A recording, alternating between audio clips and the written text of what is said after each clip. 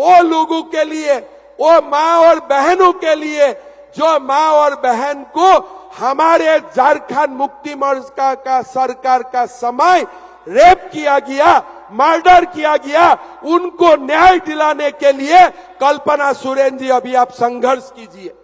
अर्जुन मुंडा जी ने अपना भाषण में बताया कि जो लोगों का बलात्कार किया गया, आदिवासी महिलाओं का, बेटियों का बलात्कार किया गया, क्या उनको न्याय मिला?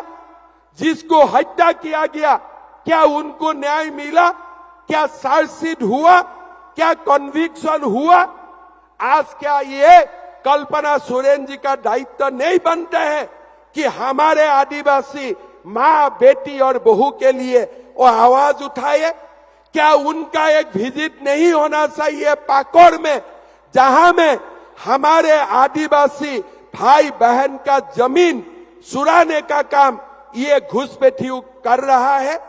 मैं कल्पना सोरेन जी को आह्वान करता हूं, हमारा आपका साथ कोई पॉलिटिकल दुश्मन नहीं है, लेकिन मैं आपको आह्वान करता हूं, आप जैसे हेमंत सोरेन जी का न्याय के लिए आवाज उठाया, अभी आप आवाज उठाइए झारखंड का वो आदिवासी बेटी, वो माँ और बहू के लिए जिसका बलात्कार जेएमएम सरकार का समय में हुआ था, वो लोगों के लिए आप आवाज उठाइए।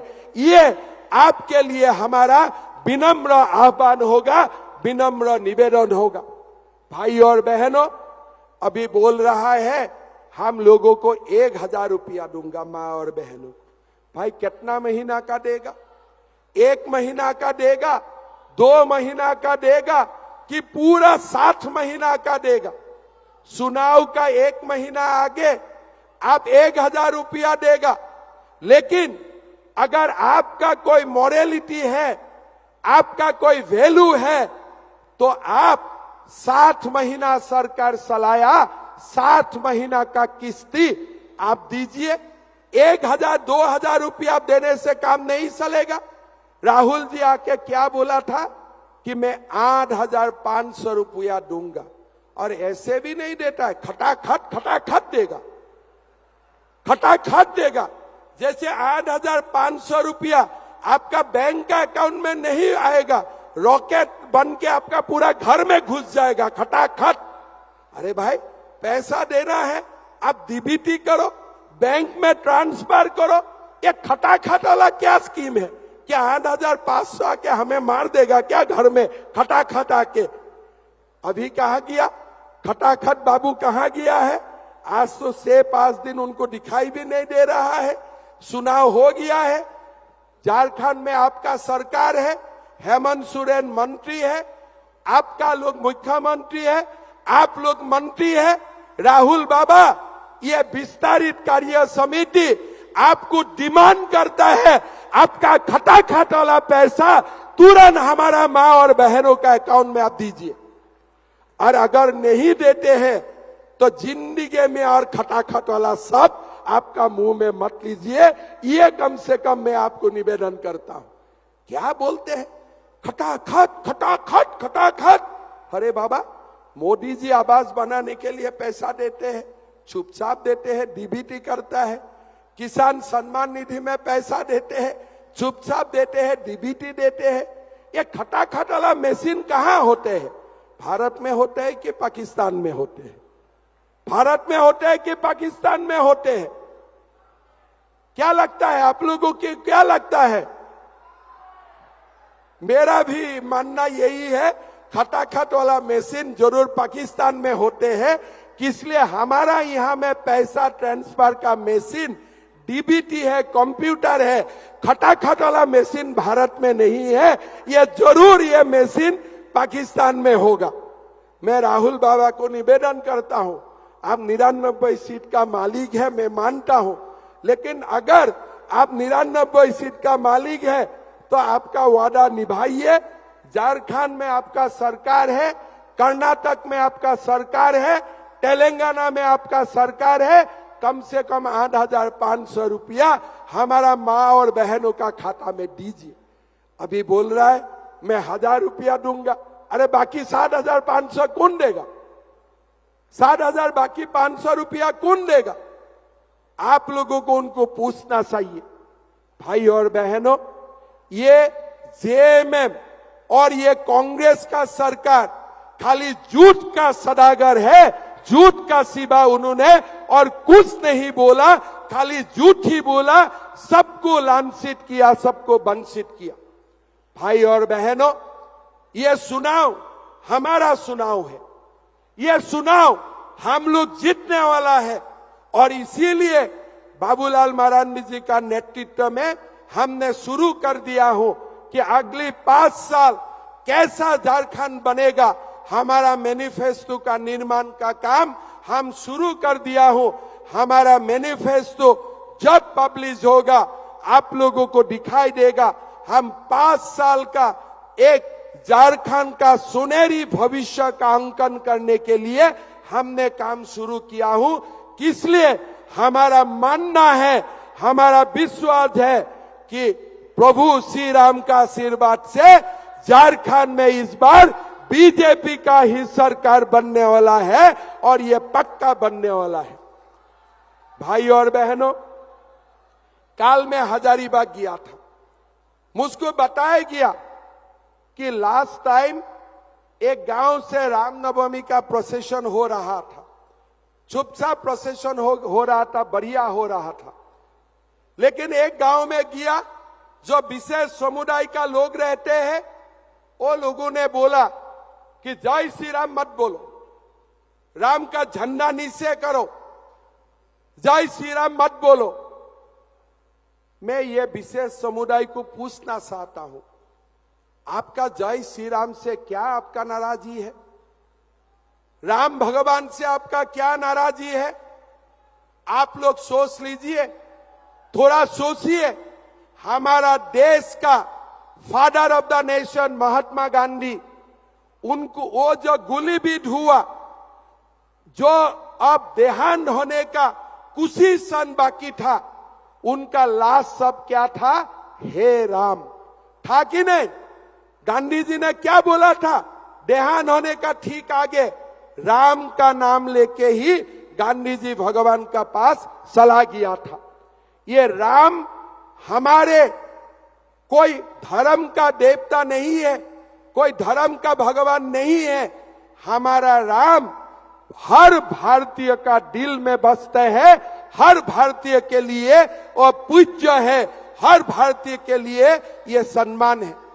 आप लोग क्या राम बोलने का कारण अभी क्या महात्मा गांधी का भी आप लोग खिलाफ जाएगा? नरेंद्र मोदी जय श्री राम बोलने से आप लोग नाराज हो जाते हैं, हम लोग जय श्री राम बोलने से आप लोग नाराज हो जाते हैं। लेकिन गांधी जी भी जीवन भर राम नाम का ही जप किया था, राम नाम का ही तप किया था। क्या अभी कांग्रेस और विशेष समुदाय गांधी जी को भी नकार देगा? क्या कांग्रेस और विशेष समुदाय ये बोलेगा कि गांधी जी भी राम नाम लिया था, वो भी गलत था? मैं कांग्रेस को बोलना चाहता हूं, चुनाव का परिणाम और धर्म अलग अलग चीज है। हमारे देश में जब तक चंद्र और सूर्य रहेगा तब तक जय श्री राम हमारा दिल में बसते रहेगा। आप कुछ नहीं कर सकते। कितना हिंदू को आप गोली मारेगा, कितना हिंदू को आप मारेगा, कितना हिंदू को आप गोली मारेगा? बोलो। हमारा बच्चा और हमारे लोग 90 साल का हो, 2 साल का हो, जय श्री राम हम लोग पुकारते रहा हो और पुकारते रहूंगा। आप लोग भूल मत कीजिए, आप लोग भूल मत कीजिए। संविधान का बात करता है, कौन सा संविधान में लिखा हुआ है कि भारत का धरती में पैलेस्टाइन का फ्लैग उठाया जाएगा? मैं हेमंत सोरेन को पूछना चाहता हूं, भारत का संविधान में यह क्या लिखा हुआ है कि हमारा देश में तिरंगा पताका का जगह में पैलेस्टाइन का फ्लैग होस्ट किया जाते हैं? आज झारखंड में मुहर्रम का समय पैलेस्टाइन का फ्लैग होस्ट किया गया और अभी बोलते हैं कि बच्चा ने फ्लैग होस्ट किया। अरे बेटा, बच्चा ने फ्लैग होस्ट किया, फ्लैग बनाने वाला कौन था? ये तो बताओ। फ्लैग बनाने वाला कौन था?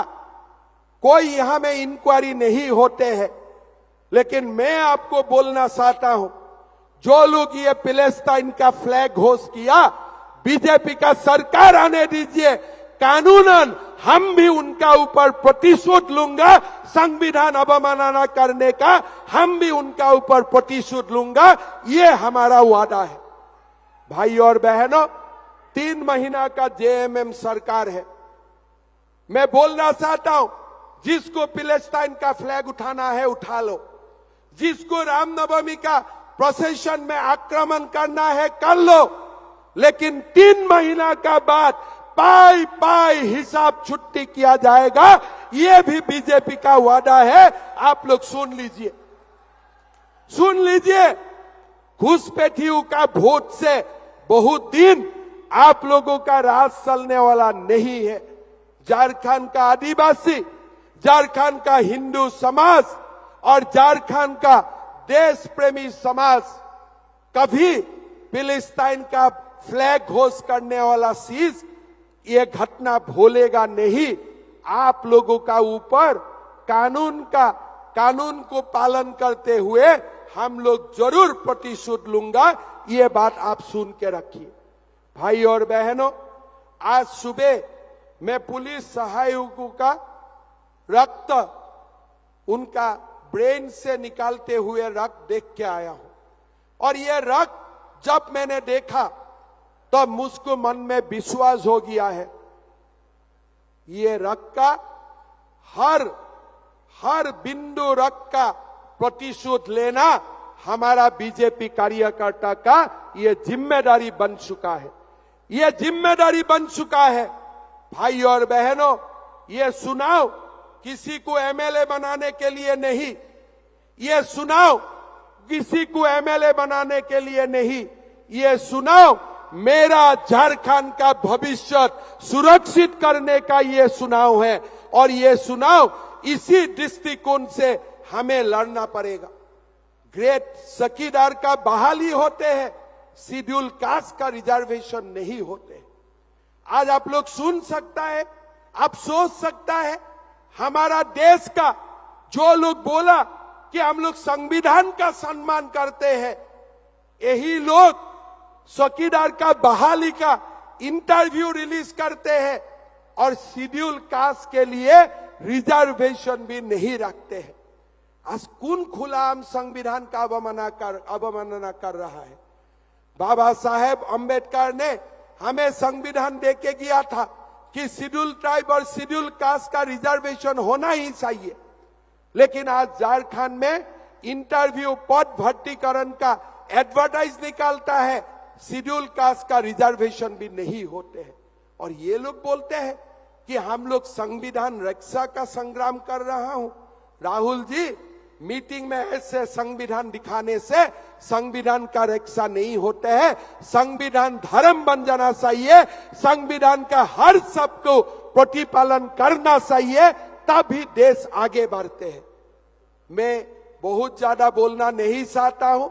मैं एक बात झारखंड का देवतुल्य कार्यकर्ता को बोलना चाहूंगा, ये चुनाव अगर बीजेपी नहीं जीतते हैं, झारखंड प्रदेश का ऊपर बहुत अन्याय होने वाला है। अगली बार मुहर्रम में और पैलेस्टाइन का फ्लैग आपको देखने के लिए मिलेगा। रामनवमी का प्रोसेशन में ऐसा और हल्ला होगा, जय श्री राम मत बोलो, घुसपैठिया आते ही रहेगा, युवाओं को कोई नौकरी नहीं मिलेगा। अर्जुन मुंडा जी ने बताया आदिवासी लोगों का पास कितना अन्याय हो रहा है। आज झारखंड देश का ऐसा एक प्रदेश है जहां सबसे ज्यादा माताओं, बहनों, बेटियों का ऊपर अत्याचार होते हैं। रांची जैसा शहर में हमारा बीजेपी का पार्षद को खुले आम गोली मारा जाते हैं। झारखंड को हमें परिवर्तन करना ही पड़ेगा। झारखंड के लिए और एक बार संग्राम करने का हमारा दायित्व आ चुका है। ये झारखंड हमारा जननी जन्मभूमि है। जननी जन्मभूमि के लिए बीजेपी कार्यकर्ता और एक बार घर से बाहर आके हमें संग्राम करने का वक्त आ चुका है। मेरा आप लोगों का ऊपर विश्वास है। हम असम में 40% कोई एक विषय संप्रदाय का आबादी होने का बाद भी लोकसभा चुनाव में 16 सीट में 11 सीट हम लोग उठाता हूं। किसलिए? हमारा कार्यकर्ता खून देते हैं, हमारा कार्यकर्ता समय देते हैं, हमारा कार्यकर्ता श्रम करते हैं। आज झारखंड में जब हम 16 लोकसभा सीट में 9 लोकसभा सीट में विजयी होते हैं और 1 लोकसभा सीट थोड़ी ही वोट से हार जाते हैं, ये प्रमाण करता है मेरा झारखंड का कार्यकर्ता बोलने के लिए देवतुल्य नहीं है। मेरा झारखंड का कार्यकर्ता सचमुच देवतुल्य है। भाई और बहनों, आप लोगों को मेरा निवेदन है, आइए और एक बार लड़ाई लड़ता हूं झारखंड के लिए। ये झारखंड का पवित्र धारा को और पवित्र बनाने के लिए हम लोग मिलकर और एक बार संग्राम करूंगा। बीजेपी का सरकार बनाऊंगा। प्रधानमंत्री मोदी जी का नेतृत्व में झारखंड को देश का सबसे आगे 5 विकसित स्टेट में प्रदेश में एक करूंगा। यही संकल्प को हमको लेना है। मेरा आप लोगों का ऊपर विश्वास है। ऐसा ही मंडप में हम लोग दोबारा मिलूंगा जब हमारा बीजेपी का मुख्यमंत्री शपथ लेगा। बहुत बहुत धन्यवाद। जय हिंद। मेरा साथ दोबारा एक बार बोलिए, भारत माता के, भारत माता के, नरेंद्र मोदी, नरेंद्र मोदी, नरेंद्र मोदी। बहुत बहुत धन्यवाद। जय हिंद, वंदे मातरम, जय झारखंड, जोहार। बहुत बहुत धन्यवाद हेमंत दा। आपने जो आज कार्यकर्ताओं में उत्साह भरा है